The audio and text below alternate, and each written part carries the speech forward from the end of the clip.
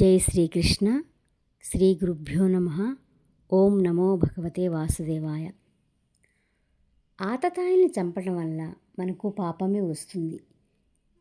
ఆతతాయిలు అంటే నిప్పు పెట్టడం, విషం పెట్టడం, శస్త్రాస్త్రాలను తీసుకోవటం, ఇతరులను ధనమును తీసుకోవటం, స్త్రీలను అవమానపరచడం, ఇతరుల భూములను హరించడం. ఇటువంటి వాళ్ళని చంపడం వల్ల నాకు పాపమే వస్తుంది అని 36వ శ్లోకంలో చెప్పిన అర్జునుడు 37వ శ్లోకంలో స్వజనులు చంపుకొని ఎలా సుఖపడగలను అంటున్నాడు. తస్మాత్ నార్హయాం వయం హంతుం ధార్ధరాష్ట్రాన్ స్వబాంధవాన్ స్వజనం హి కథం హత్వా సుఖినః శ్యామ మాధవ.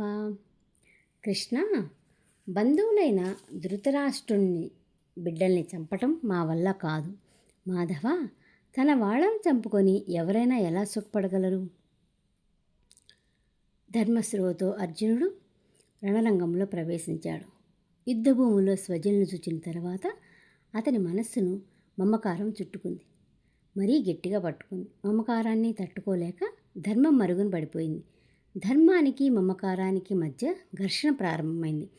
ప్రస్తుతం మమకారానిదే పైచేయిగా నిలిచింది. స్వజనులను చంపటం పాపం కనుక ఇహలోక సుఖాలే కాదు, పరలోక సుఖాలు కూడా తమకు మిగలవు అనేది అర్జుని ఉద్దేశం. ప్రతి కర్మకు ఫలితం ఉంటుంది. స్థూల కర్మకు ఫలితం ఉన్నప్పుడు సూక్ష్మ కర్మకు సూక్ష్మ ఫలితం ఉండాలి కదా.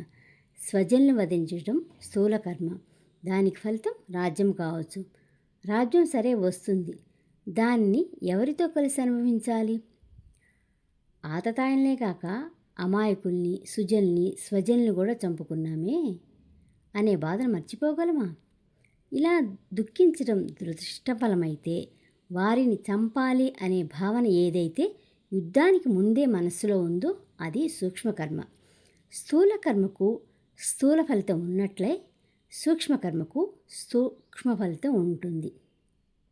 ఆతతాయిల్ని చంపటం పుణ్యమైతే దానికి ఫలితంగా పుణ్యలోకాలకు ద్వారాలు తెరుచుకోవచ్చు. కానీ కేవలం ఆతతాయిలనే కాదు కదా యుద్ధంలో వధించేది, సజ్జనులు కూడా చనిపోతారు. ఆతతాయిల్ని చంపటం వల్ల పుణ్యం ప్రాప్తిస్తే అమాయకుల్ని, సుజల్ని వధించడం వల్ల పాపం సంభవించి నరకం ప్రాప్తిస్తుంది. కనుక బంధువుల్ని చంపటానికి మేము సిద్ధంగా లేము అంటున్నాడు. స్వజల్ని చంపుకొని ఆ తర్వాత సుఖించేదేముంటుంది అని ప్రశ్నిస్తున్నాడు. కౌరవులకు పాండవులకు స్వజనులైతే పాండవులు మాత్రం కౌరవులకు స్వజనులు కారా?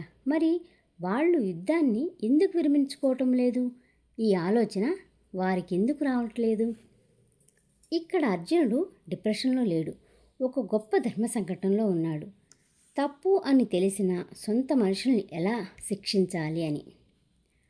ప్రజెంట్ జనరేషన్లో ఆఫీసులో లేదా స్నేహితుల్లో లేదా బంధువుల్లో మనం ఎదుర్కొనే టాక్సిక్ రిలేషన్షిప్ నుండి బయటపడలేక సతమతమయ్యే పరిస్థితికి ఇది అర్థం పడుతుంది.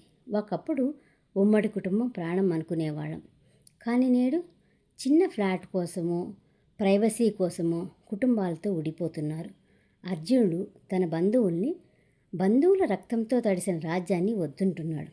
మరి మనం దేనికోసం మన బంధుత్వాన్ని వదులుకుంటున్నాం? కామెంట్ చేయండి.